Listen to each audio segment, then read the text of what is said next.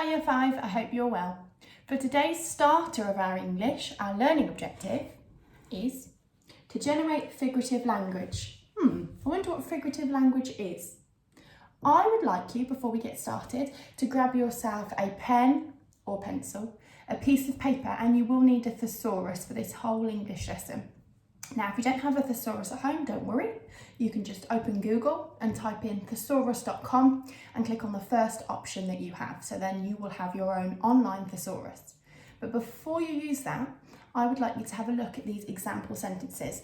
I've written 2 sentences on the board. The rainforest is a deadly, never-ending death trap. I'd like you to tell me what example of figurative language is this sentence. I'll read it again. The rainforest is a deadly, never-ending death trap. Number 2 is a different example of figurative language. It says, the vines wrap around the trees like a predator clutching its prey. So please pause the video and have a think about what example of figurative language each sentence is. Okay, well done Year 5, welcome back. So, I'm going to reveal the definitions of metaphors and a simile. So the definition of a metaphor is saying something is something else. So you're saying it is something else. A simile, if I move the camera down, compares 2 different things and uses like and as to do that. So let's look back to our check page. What does the first example think about? So the rainforest is a deadly, never-ending death trap. Well, it's saying it is something. So this example is a metaphor. So the first sentence is a metaphor. So well done if you've got that. Number 2, the vines wrap around the trees like, so moving back to a simile, like a predator clutching its prey. So the first one is a metaphor and the second one is a simile. Well done Year 5 if you've got that. Now today we are going to be creating a metaphor sentence and a simile sentence ready to use in Miss Taylorson's lesson. So I'm just going to flip my board around so we can look at the next task.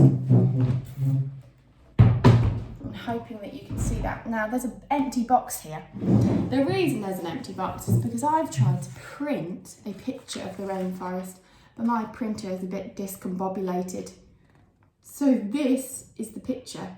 Now instead of using this picture, I have Googled an image of a rainforest, and this is the picture that we're going to use. So this picture here, if you need to pause it, it's a green rainforest and there is a stream running through the middle. So I've used this picture to help me generate language. So I'm going to move this away for a second. So we're imagining that the picture of the rainforest is in this box. Now this is my turn. So I've gone away and I have used my online thesaurus to find synonyms, up-leveled, enhanced words for these words here. So I've gone for tall and I've found skyscraping, soaring and towering. I've looked at wrap or wrapped. I've got cloaked, encased, protected, because I think, well, I know that the trees are tall in that image. I know that the vines look like they were wrapping around the trees. I know that the water would flow. So I've found the word proceeding, stream, meandering. I really like this word. Now we're going to do this one together. This one is green. So what we're going to do is using either your physical thesaurus or your thesaurus online, I would like you to type in the word green. So I'm going to go away and do that. Okay. So I'm typing in green. Hopefully you can see this on my screen. I've typed in green, and with this online thesaurus, you can see different synonyms for the word green. So I'm going to choose my favourite ones. Obviously you can choose your favourite ones as well. I'm going to go for leafy, because I know that picture I've just looked at, there's lots of leaves. It looks very leafy. Oh, I like that one. Grassy. And final one I'm going to go for is sprouting. The grass is sprouting.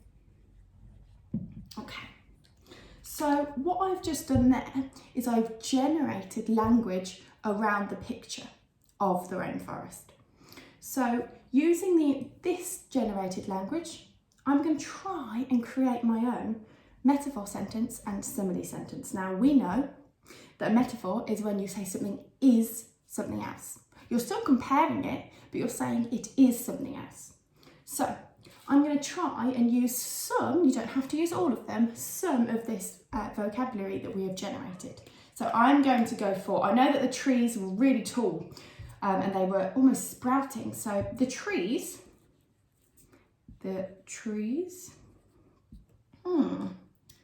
actually, I'm going to improve this. The sprouting trees sounds better, doesn't it, Year 5? The sprouting trees.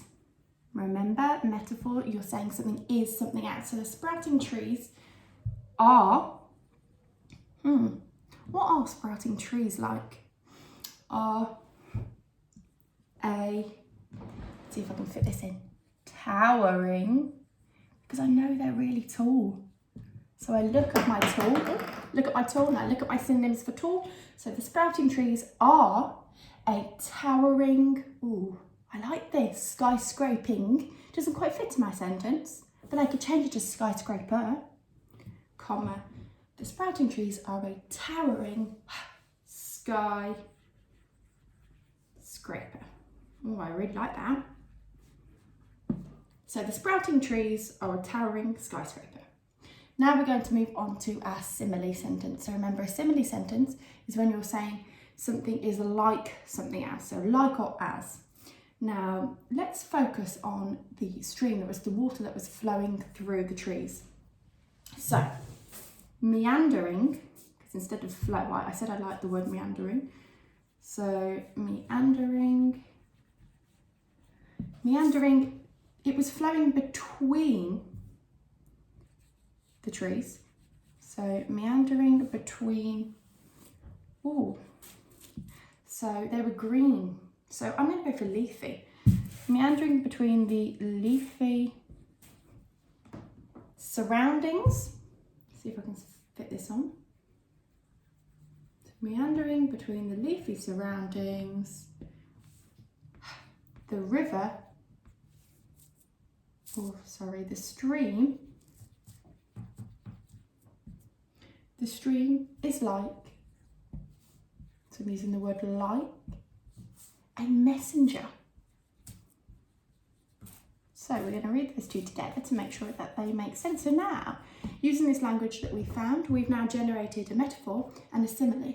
So let's have a look. The metaphor sentence is, the sprouting trees are a towering skyscraper. And the simile, we're talking about what we can see of the stream. So meandering between the leafy surroundings, the stream is like a messenger. Now, today's focus, we are focusing on the sense of sight. So based on what we could see in this picture. Okay, so we're saying we can see the sprouting trees and we have been able to see the stream, so we've described it. Now for your turn, I would like you to have a go. You can either use the words that we have generated here, or you can generate your own words using your thesaurus, your own synonyms. They have to be enhanced synonyms. And then create your own metaphor sentence and simile sentence ready to use in Miss Taylorson's lesson. Hi Year 5, it's so great to see you again. We're going to move on to something different in English today. But before we start, I just wanted to say that the Year 5 teacher and I have been so impressed by the work that you sent us to the Year 5 email address on survival guides. It was so brilliant to see you using all the different chilly challenges and having a go at using the different sentence types as well. So well done. I wonder how many of you are up for this challenge today. Let's see. Let's find out what we're going to be doing. Our learning objective today is to use figurative language in a poem. I don't know about you, but I'm a bit discombobulated by that Year 5. Figurative language, what does that mean? Have we used any examples of that at school before? Pause the video now and find out what that means. I'll meet you back here in a moment.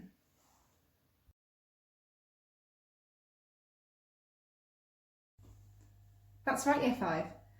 Figurative language, when we amplify our writing to create an image in the reader's head using devices such as similes, metaphors and personification. If you haven't watched Miss Evans' video yet, then go and watch it now. It will really help you out with our learning today. You might be sat there thinking, well, Miss Taylorson, why are we writing a poem with figurative language? Well, that's because the rainforest can be described in many different ways, and figurative language helps to really give the reader a picture in their head of what we're trying to describe. They can really feel, sense, and almost see what we're trying to explain to them. Okay, so with that in mind, I'm going to think about my stanzas for today. I think I'm going to write 3 different stanzas, and I'm going to use my senses. I'm going to really think about what I can see in the jungle, what I can hear, and maybe what I can feel as well. In just a moment, I'm going to put some extracts of our topic text on the screen. What can they see? They've been stranded in this jungle and they weren't expecting to be. What are they greeted with? Okay, pause the video now and see if you can find out for me. I'll meet you back here afterwards.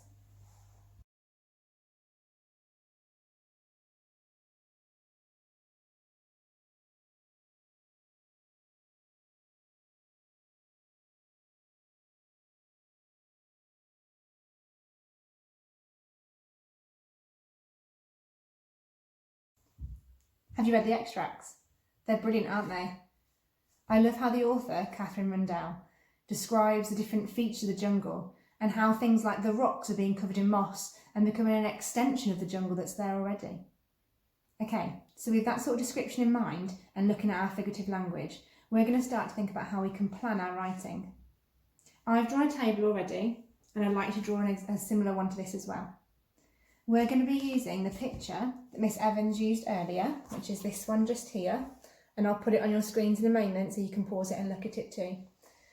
And we're going to think about what we can see, what we can hear, and what we can touch or feel just from looking at that picture. You've got to try and imagine what it would be like to be there. I've had a go at writing an example down first before we have a go together. So this one says tall trees. Definitely something I can see in that picture. There's definitely tall trees. But I know Miss Evans used some synonyms earlier for the word tall. I think I'm going to magpie one of her ideas actually. I know that she used the word towering. I'm going to magpie that one.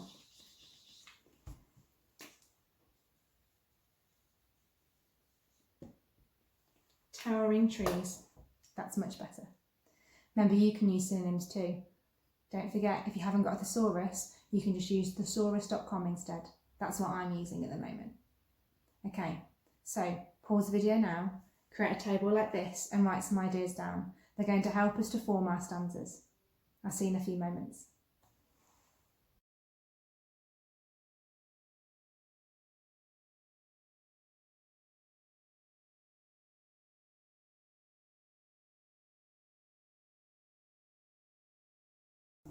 Welcome back.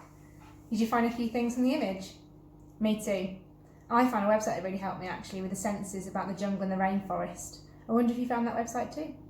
Okay, so let's go through what I think I could see, hear and feel from the image that we showed you. So, I could see towering trees, slithering vines, actually made me think of snakes because they're slithering around the tree trunks, thick luscious vegetation, because all you could see in that picture was basically green. It was so dense and thick. Meandering path that seemed to wind a bit like a river, and some leafy ferns.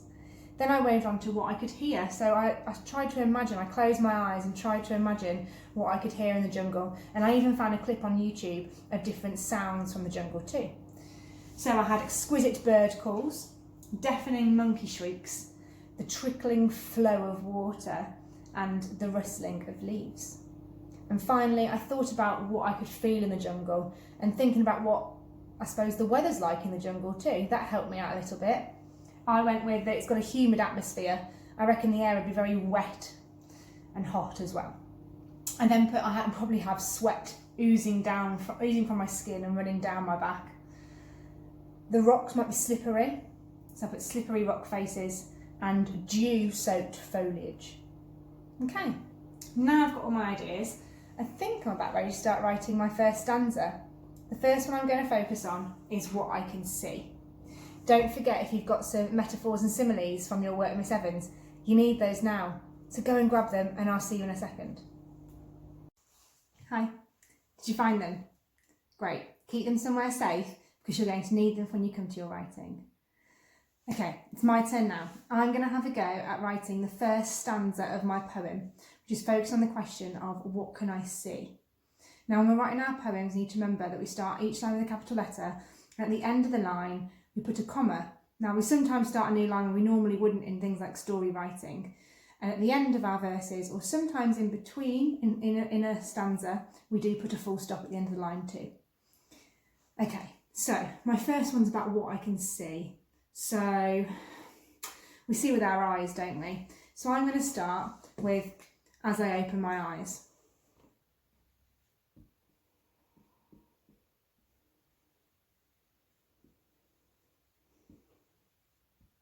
Okay, as I open them, what can I see?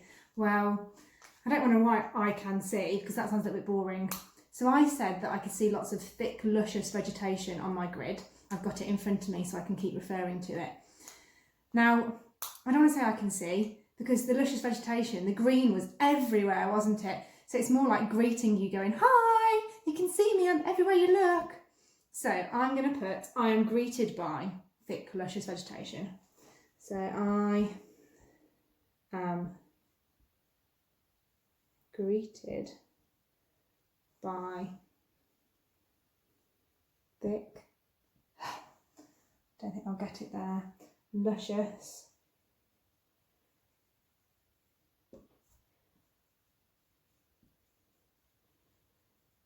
vegetation, comma. And I've used a comma between thick and luscious because it's an expanded noun phrase. Okay, next line. So I'm going to use one of my similes that I wrote while I was doing my work with Miss Evans. So around the tree trunks, I noticed that there were vines wrapping around them in the picture, and it made me think of snakes, a bit like I mentioned earlier. So I'm going to say that vines slither down tree trunks like snakes. So next line, capital F to start it. Vines slither down tree trunks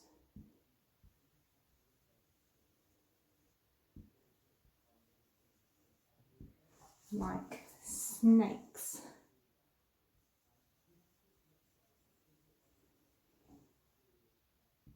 Okay, now then, for my next line I used a metaphor, and that was again one of the ones I wrote when Miss Evans was doing her lesson. And if you noticed on the picture, there was a path going through the middle and it was a bit twisty, and I thought, what twists? And I thought back to things you'd be learning in year 4, and I thought about a river, because rivers in year 4, didn't you? And a river meanders, isn't it, as it bends and twists. So I thought that I could use that as my metaphor. I could say that it is a meandering river.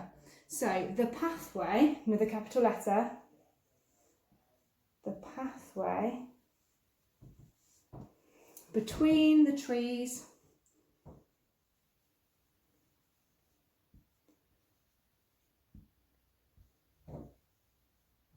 is a meandering river.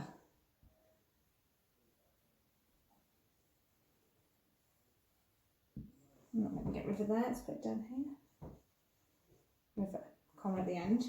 And then my final sentence of my stanza, my final line, I'm going to say that there was lots of ferns along the edges of the pathway that I noticed where the trees were in that picture. So I'm going to say that the pathway is lined with nodding ferns, because I think in the breeze they'd be sort of nodding about and doing a bit of this. So, and I'm going to be walking on by, and do I know what's ahead of me? No, I don't. So I'm going to say that lined with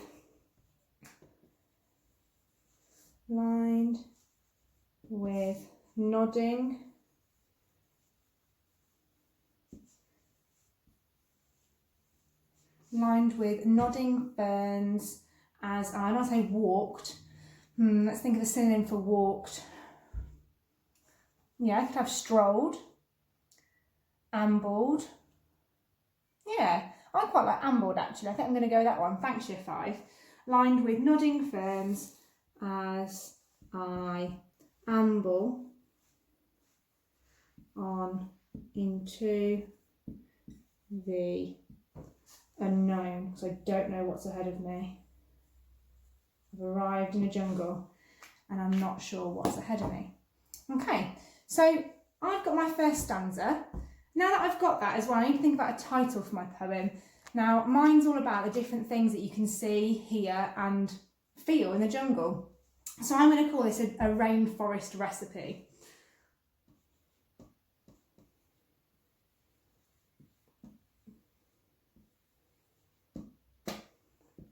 Because it's all the different things that make up the jungle.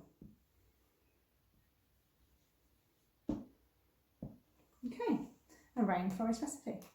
Brilliant. So what are our steps to success? What different sentence types have we used? Look at the first one. So as I open my eyes, I am greeted by thick, luscious vegetation. Well, I have got a fronted variable in there, but that's not a focus I'm looking at in my poetry today. Instead, I'm looking at my description. And for my description, I've got an expanding noun phrase. Thick, luscious vegetation. So that's my first step to success, to use an expanding noun phrase. Let's look at my second sentence. Vines slither down tree trunks like snakes. Ooh, remember Miss Evans said when we use like or as, it is a simile because we're comparing it to something else. So I've got a simile that says like snakes for my second sentence. For my third sentence, the pathway between the trees is a meandering river. That's the metaphor. I'm saying it is something else. Brilliant. And the final line, lined with nodding ferns as I amble on into the unknown.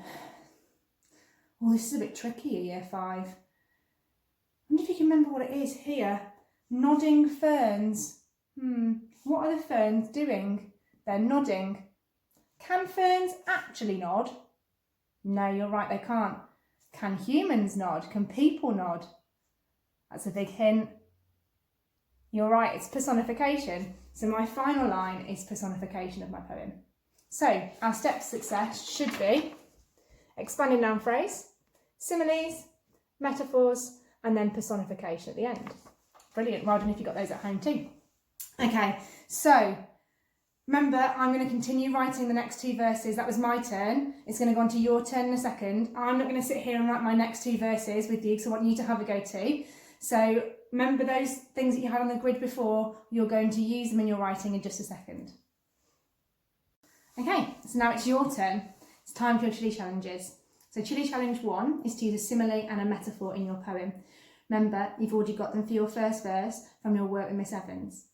In mine, I did vines slither down the tree trunks like snakes, and the pathway between the trees is a meandering river. Chili challenge 2 is to use your knowledge of figurative language to create personification in your poem. In mine, it was the nodding ferns. Well, I've got an item there, an object from the jungle, and I've given it a human action. Ferns can't actually nod. I could have put dancing ferns instead. So you need to give it a human action, something that object can't do.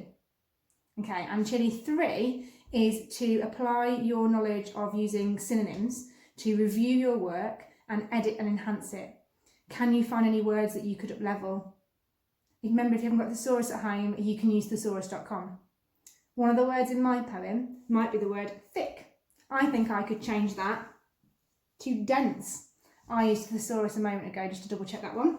So I would write dense there instead. Now I've got, as I open my eyes, I am greeted by dense, luscious vegetation. Okay, brilliant. So it's over to you. Have a go at writing your stanzas for your poem. Remember to think about what we can see, what we can hear, and what we can feel. Use your grid to help you. I've got mine in front of me, and I'll put a picture on here that you can pause the video and have a look at mine too in case you want some other ideas. But use that to help you to structure your different stanzas. Off you go. Meet you back here afterwards, and I'll go through the other things you can do to enhance and up-level your poem. See you in a few moments.